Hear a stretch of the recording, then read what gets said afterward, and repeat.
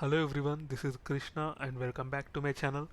In our previous session we have learned how to create a GET request or how to fetch the data from API in our React.js application, and in this video we are going to learn how to send data from our React application to some API.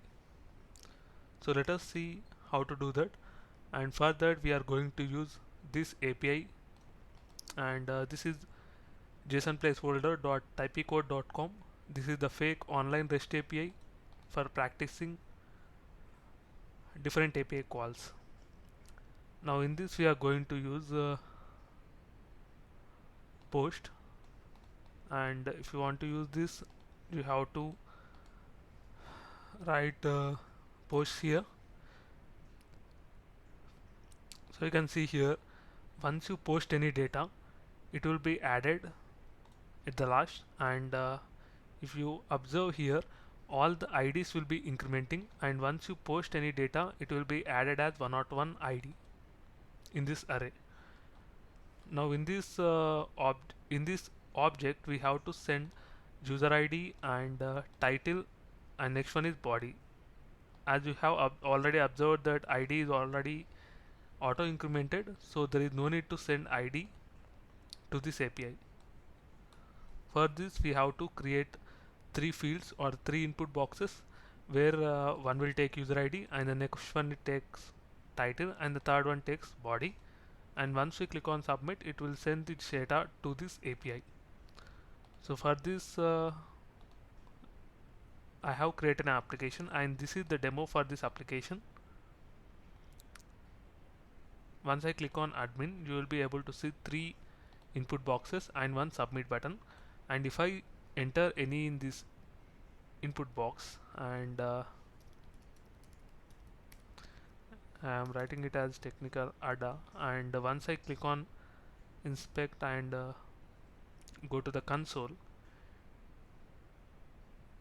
I will refresh this, I will remove all this, and once I click on submit you should be able to see the success data here. So this data is added to this API, so that is the reason you will be able to see the incremented ID, and the body, the title is what we have given here, and next one is user ID. So in this way we can send the data to the API using React.js application. So let's see how to code this practically.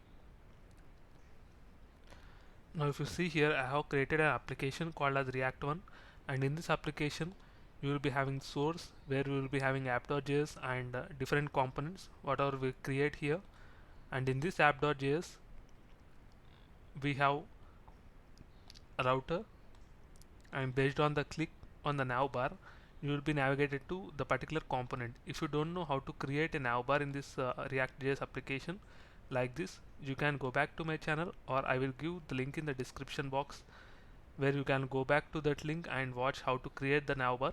That video will be very helpful in our future applications in React. Now I am going to copy this, and I am going to create a link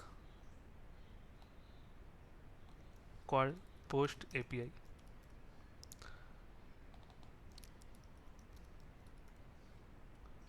and I am going to copy this route and I will paste here. Once we create a component we will be placing that component here, and the next thing we are going to do is installing this Axios. We should install Axios here. As I have already installed this Axios, I am not installing this again. So if you are creating this application for the first time, you can install Axios and you can check in the package.json whether it is installed successfully or not. If you see here, Axios got successfully installed in my application, so that is the reason I am not installing it again. And once I save this, I am going to create a component in this components. So if you are doing anything in your application or any integration or any new thing in this application, you have to create a separate component for that, so that you can reuse that anywhere if you are wanting to reuse that particular component in your application. Now I am going to use a post API, and I am creating a file, post api.js, and you can create your own CSS file locally. Now I am going to use a functional component here,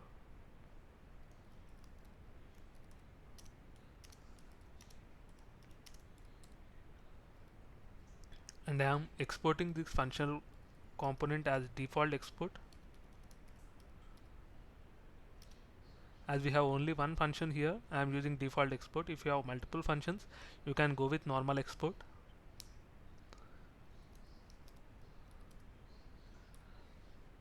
Now I am going to return something.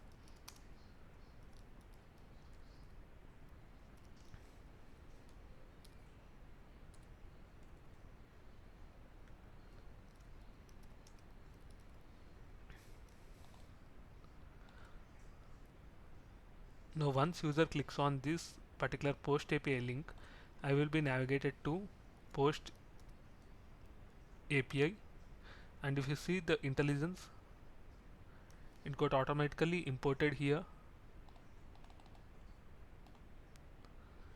Now we will see whether it's working or not by opening our browser. So you can see the post API, and once I click on this, it will be navigated to particular post API component. Now let us see how to create this, and for the first I am going to create an object to send the data.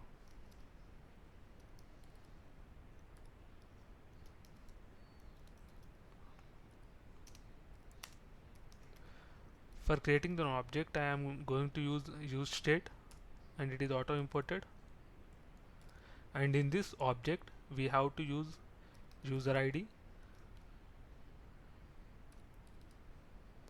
is empty, and next one is data empty, and the next one is title, it is also empty. So you can see here we are taking user ID, title, and body. Now once I save this, I am going to remove this.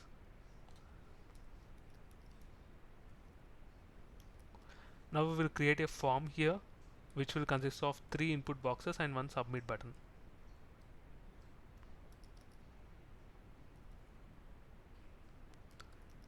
Form, and next one is form. In this form I am going to create an input box with type equal to text and name equal to user ID. Now I am going to copy this and paste it 2 times for data and title.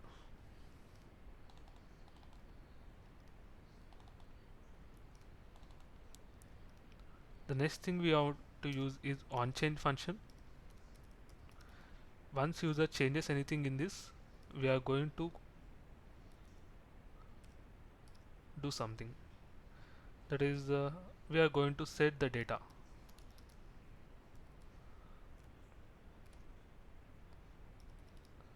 For this I am going to use spread operator for previous objects, and next one is I am going to use user ID colon, as this is event. I am going to use event dot target dot value. Now I am going to copy this and paste here.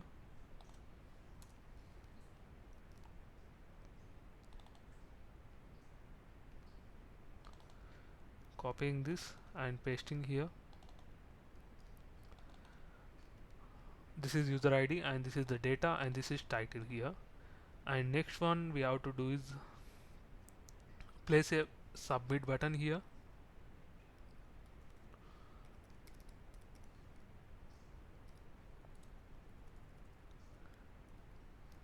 and the name of the button is submit, and the type of the button is submit.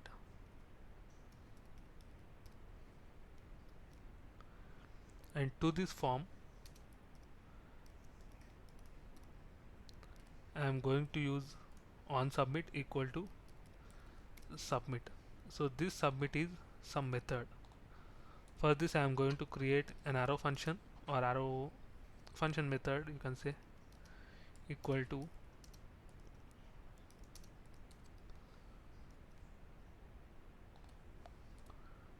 and in this arrow function we are getting event or data. Now I am going to log this whatever user has entered.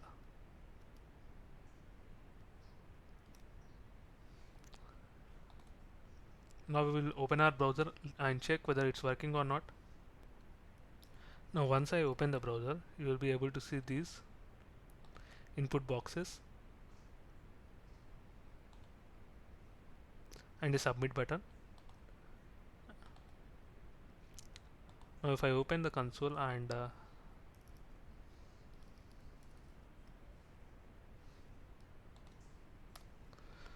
if I click on submit, so it is automatically getting removed, because the main thing we have missed here is event.prevent default. So once I save this, I am going to log this post call, as we are sending data to this post call. Now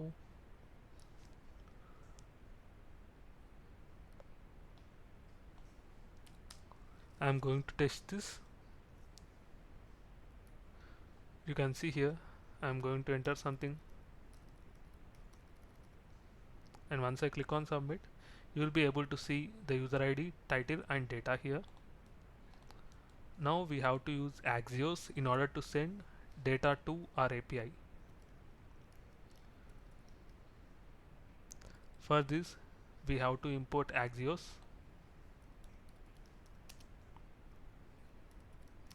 from Axios.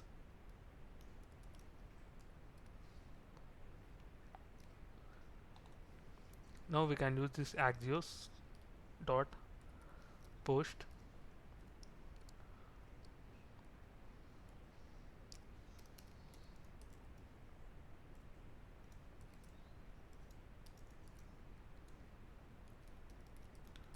once we post the data, we are going to log the response.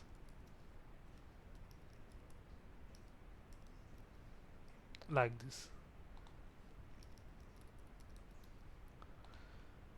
Now we will place URL here by copying this.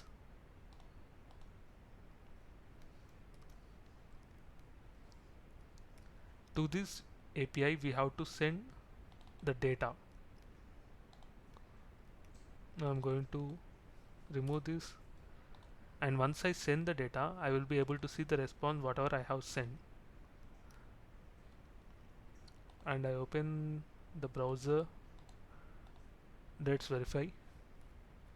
Now once I open the browser, in the console, if I enter anything here,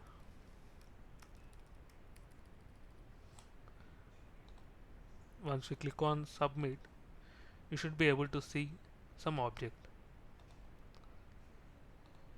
So this is data, ID and title and user ID. So if you see here, the title, the ID is auto incremented, and all the other data what we have sent you can see in the response. So in this way we can send data from our React application to the API. So this is the end of this tutorial, and don't forget to subscribe to my channel. Thank you.